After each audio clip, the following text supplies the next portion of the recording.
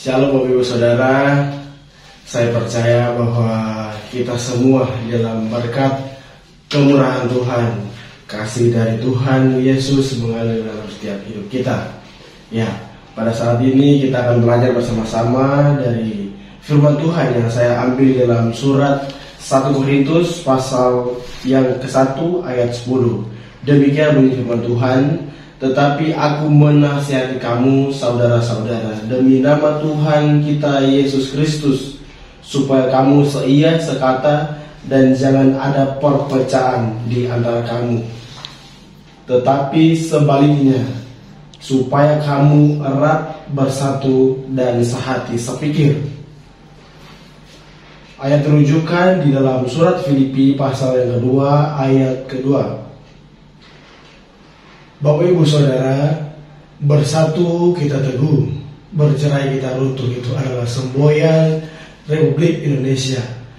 Ya, saya percaya bahwa di dalam suatu komunitas, di dalam suatu perkumpulan, itu harus ada yang namanya seia atau sekata. Karena itu sangat penting membangun suatu komunitas menjadi lebih baik. Tetapi saya percaya bahwa kita sebagai orang-orang percaya dalam komunitas Kristen, kita harus seia sekata supaya maksud Tuhan itu terjadi dalam kehidupan kita, entah pribadi lepas pribadi atau di dalam sebuah organisasi, di dalam komsel, di dalam triparti, di dalam kehidupan orang percaya. Ya, kita akan belajar dua prinsip di dalam kebenaran firman Tuhan kali ini. Apa saja prinsip-prinsip supaya kita bersatu teguh, bersatu kita teguh di dalam Tuhan. Prinsip yang pertama adalah seia sekata. 1 Korintus pasal 1 ayat 10 bagian B. Itu dikatakan di sana, hendaklah kamu seia sekata. Rasul Paulus mau supaya jemaat Korintus harus seia sekata. Supaya apa? Supaya tidak terjadi masalah. Supaya tidak terjadi masalah di dalam jemaat Korintus.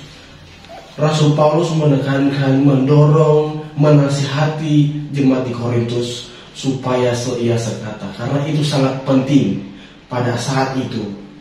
Bagaimana dalam kehidupan kita, di dalam komunitas kita, di dalam komsel, di dalam triparti kita harus seia sekata. Sebagai orang percaya harus membangun komunitas yang baik, seia sekata supaya tidak terjadi masalah dalam komunitas tersebut atau komunitas kita. Seia sekata adalah jangan mencari kepentingan sendiri, harus sehati, sepakat, akur, cocok dengan sesama di dalam Tuhan. Kita harus seia sekata. Ada banyak contoh. Kita bisa harus hati, kita harus akur, kita harus cocok, kita harus bangun bersama-sama komunitas itu di dalam Tuhan, supaya kerohanian kita makin bertumbuh, kasih karunia Tuhan mengalir, berkat-berkat Tuhan mengalir dalam kehidupan kita. Jikalau kita seia sekata, supaya apa yang Tuhan mau terjadi dalam kehidupan kita, dalam komunitas kita, itu terjadi menurut kehendak Tuhan.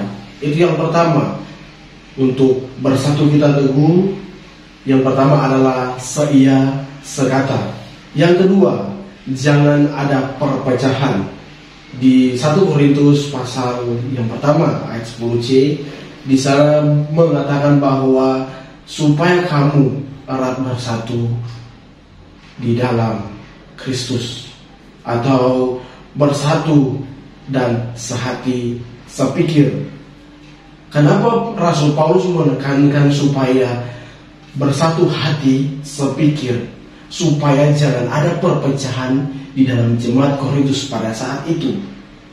Paulus sedang mengingatkan supaya jemaat Korintus harus memperhatikan hal-hal yang bisa menimbulkan perpecahan, masalah, atau iri hati tidak sepikir di dalam Tuhan, dan tidak membantu sesama, tidak mendorong sesama untuk lebih lagi sungguh-sungguh di dalam Tuhan. Rasul Paulus mau supaya jemaat Tuhan pada saat itu lebih sungguh-sungguh dalam Tuhan, mereka bersatu hati, sepikir supaya tidak terjadi perpecahan.